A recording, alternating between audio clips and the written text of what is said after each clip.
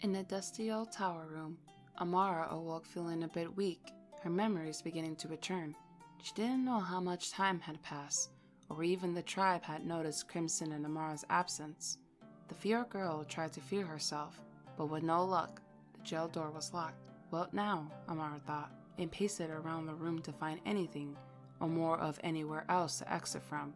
The window seemed like an option, but there was no telling how far of a jump there was until the bottom. No way Amara was going to risk it. Suddenly, from behind, Amara heard the key being turned in the jail door. Slowly the door swung open. Finally, the wood elf has awoken from her slumber, the man in the shadows said, revealing his identity as he walked right into the room. Amara kept her distance and demanded to be released at once. I'm serious. Let me go, and I won't tell anyone, Amara pleaded. With inhuman speed, the elf-like man summoned in front of Amara, now caressing her cheek. His appearance somehow dazzled Amara a bit to her surprise. What's happening, she wanted to say. No one will know of me and what I am. Little do. Unfortunately, from here on out, you, Amara, are mine to keep. Everything changed from the moment Amara knew she wasn't going home anytime soon. Collapsing on her knees. Who are you? Amara whispered as tears formed in her eyes. Before locking the door once again, the ghostly pale man spoke. Elijah, my love. This time, I'll make sure you won't forget me. Ever. Want you here, screaming at you, but it's like screaming at a wall. My words get lost in. Hello everybody, welcome back to my channel. I hope you guys are having a wonderful day. I hope you guys enjoy that little cutscene that I have there. Like, yet again, I'm having super duper fun in making those for you. If you guys are new to my channel, welcome. My name is Savannah and I just love making videos, playing games. So I hope if you guys like me and like my channel, don't forget to like, comment, and subscribe and toggle the notification button so you know when I'm posting. Now today I figured that we kind of focus more on these characters that I presented to you guys last week. I know it kind of seems a little bit all over the place right now, but I kind of just wanted to just get everybody introduced, so therefore we could just proceed with the story and everything will make sense. Trust me, just hold your seatbelts. We're getting there. So without further ado, let's get to it. All right, here. So we're here at the domain, the little mansion that we once saw in the last episode, and then obviously the cutscene that you guys saw beforehand. All right, so yes, our girl Amara here, she got kidnapped by the mysterious elf here, Elijah. I know it says Eli, but his name is Elijah. I switched his name at the last minute. Yeah, so he just randomly just kidnapped our girl at the while she was exploring herself, and he's not the only one here, guys. He's not the only one that is in the house. There's two others as well, and they are both vampires. So I guess I'll just give a little background for Mr. Elijah. He is a dark elf, which he is the last of his kind. His kind was kind of like the wood elves, but yeah, they strove more towards the nighttime. And quite a few years ago, the race just kind of went extinct, except for Elijah, though, obviously. And and he has some sort of connection to our Amara up here, which we'll find out a little bit later. But he's just memorized by her. He definitely took her for a reason, which is a reason that we have yet to find out. The other two here, both of his comrades, I guess you can say, they're not really comrades. They're just a couple of guys that he lives with, because they're all under the same organization. They all serve one boss. So Victor here, let me go to him since he kind of just disappeared. So Victor here, obviously he's a vampire. Victor the sinner, he's just kind of savage, kind of just not afraid to hurt anybody, and he's probably the more violent one out of all of them. Okay, so so I'll just kind of give a little insight. Okay, so our man here, Abel, he is a paladin, or used to be a paladin, and as much as Victor, he is a vampire, and he is more of a psychic the lieutenant to their boss. While their boss is away, he is the one that kind of takes control and kind of just runs everything in the household here. And if you may ask, yes, Elijah is a vampire himself, a vampire and also a dark elf. So he's two supernaturals, probably one of our first hybrids here so far. So as their boss is out, doing other things, at the moment, both Victor and Abel and Elijah as well are in charge of running things at the house and also keeping an eye on the king, because as we all know, King Elias is also a vampire, and King Elias, not only his secret is him being a vampire, but he's not entirely in charge. And that's what many people and most people do not know, is that King Elias is not the one in charge of the kingdom, you guys. There's somebody else. There's somebody else in the shadows that is manipulating him. So, and these three are kind of the glue while their boss is away. They make sure that King Elias is doing what he's supposed to do and by their boss's order. So, which, you probably asking, who was the boss? Who is this character? Which pretty soon I will introduce them. So not just yet, you guys, not just yet. So anyway, so I guess it'll probably be a perfect time, because right now, we can't do much here because Abel is out doing his thing and then Amara is locked up in there. So I guess Elijah would probably be the one to go and talk to King Elias and see if he's doing what he's supposed to be doing. Okay, we're here at the king's palace, and Elijah's just kind of having a solo talk with the king, making sure that everything is going to going according as planned, that in due time the king will retire and a new king and queen will be selected. Now, the one thing that Elias does not know is that Elijah's boss wants the future king and queen to also be in favor of his boss, of Elijah's boss. So technically, Elias's choice on choosing who would be the next king and queen is not entirely up to him. It's the character that we have yet to know, which is Elijah's boss, the head honcho, basically the one he goes by. And this is something that is very new to Elias, which he really wanted, be a couple that's actually going to be pure to the kingdom and actually be a king and queen, and not be, manipulated by somebody else in the shadows. So, but due to Elias, being a new vampire, he doesn't know. He's kind of just out of the blue. So since this is kind of a surprise to Since this is kind of a surprise to Elijah, he can be aggressive when he wants to be, but only when he, needs to. So he is just gonna put a little sense into him. Tell him that this is how it's going to be, whether you like it or not. So, alrighty. Okay, so we're here at Palace again. And let's just start off. We'll just go with King Elias. So, kind of has to break the news to Joseph in some way. Like, hey, change of plans.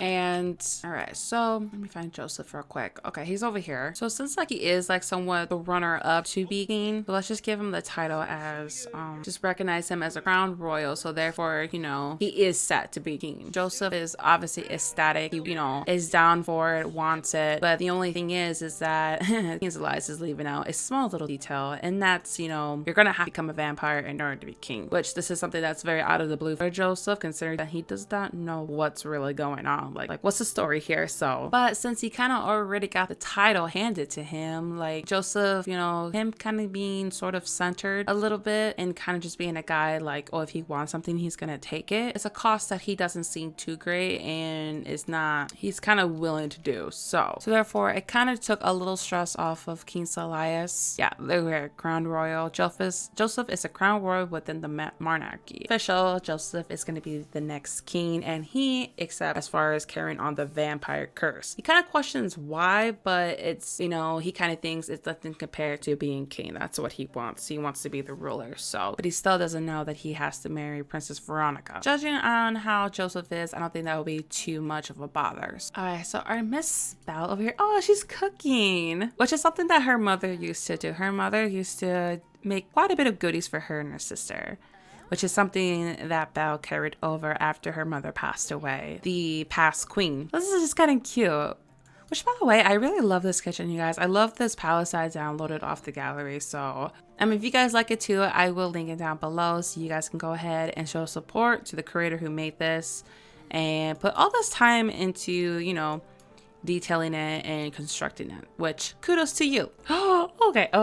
Easier. Okay. I don't know why, but when I see them two together, it just really like perks me up because I just think they look so cute together. This is adorable. Okay, since like they're all together here, Belle obviously overhears that one of their own had went missing last night, which is Amara, of course. This also worries her as well because, you know, just like her mother was, Belle is very family oriented and she just feels for the Wood Elves like this is obviously a horrible thing. Like she couldn't imagine losing her sister as well, or father. Crimson's over here, he's just talking to the elder, like letting know like what happened, you know, which left with the leader, Moon, obviously not being quite happy with Crimson right now, considering that he basically forbid his Wood Elves to even get close to the palace because they know that, hey, like everybody there is a vampire and those are the people that we stay away from. And he, you know, obviously he saw Crimson's actions sort of selfish, putting himself and their Moon's daughter, the leader's daughter, in jeopardy because of his own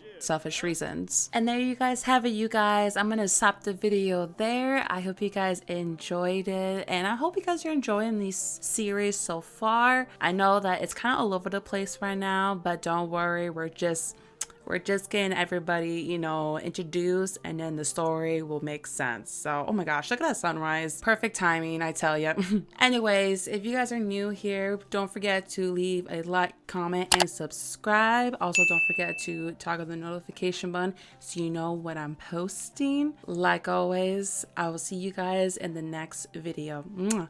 Bye, guys. Later that night, as Princess Belle secretly returned to the palace, she came home to address Taylor working on her sister Veronica, who appeared wearing their mother's wedding dress. Belle confused a bit and wondered what was going on. Upon entering, Veronica noticed her sister Belle and asked for her opinion on how their dress looks on the future queen. A few seconds passed before Belle even answered.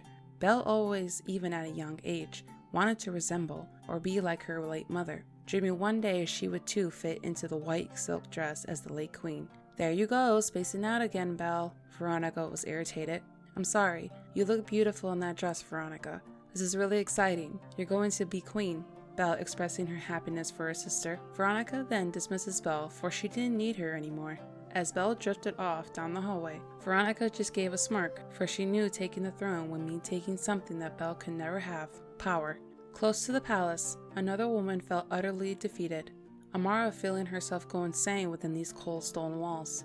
It was almost the whole day since she last saw Elijah or anyone else. Amara couldn't stop but worry for her parents. How devastated they must feel right now. Again, the jail door began to make a sound. Quickly, the nifty elf came up with an idea, blowing the fire from within the lanterns out. The whole room consumed in darkness as Victor entered. Where are you, my delicious snack? Elijah can't expect me to stand down when a living being is under the same roof. Pouncing from behind, Amara stole Victor's sword and used it to pierce straight through his chest. At that moment, loud, painful screams were heard, and Amara hurried out of there, getting down to the main floor. Already Elijah stood in front of the main door. I didn't expect violence was something you were capable of, Amara. Don't act like you know me, Elijah, because I don't know you. I'll do anything to protect myself. Amara firing back. Still holding the sword, Amara struck first, being no match to the hybrid. Elijah's heart ached, for he had no choice but to stop her. His tender lips met Amara's neck as his fangs sunk and a small amount of venom entered. Enough not to kill her, but to put Amara soundly asleep. At the same time, Amara's mind flashes with different images, or more like memories, from a time where Amara was a little girl, playing on her own, until a small boy appeared offering to play with her. All of it was unreal to Amara, but why did it feel so familiar? Even as Amara whispered his name before collapsing, felt almost right to say, like if she had known him before.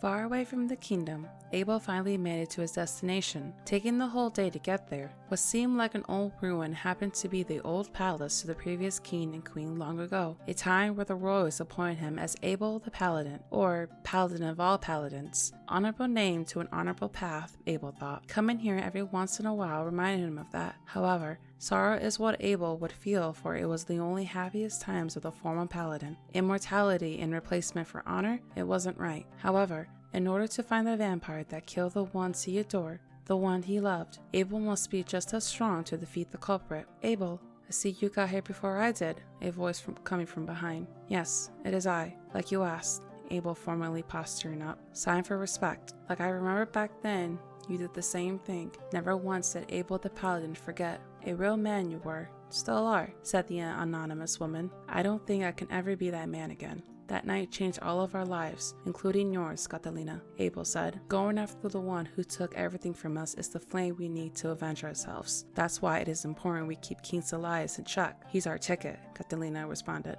The future king and queen have been selected from what Elijah has reported, Abel explaining. Good. I know Princess Veronica is already a vampire. However, here is the search for the future king. Therefore, he too would be a child of the night. Yes, of course, my lady. When shall we expect your return? Abel still honorable as ever. For sure I'll be back into the kingdom before the wedding and crowning for the new royals. I definitely won't miss this.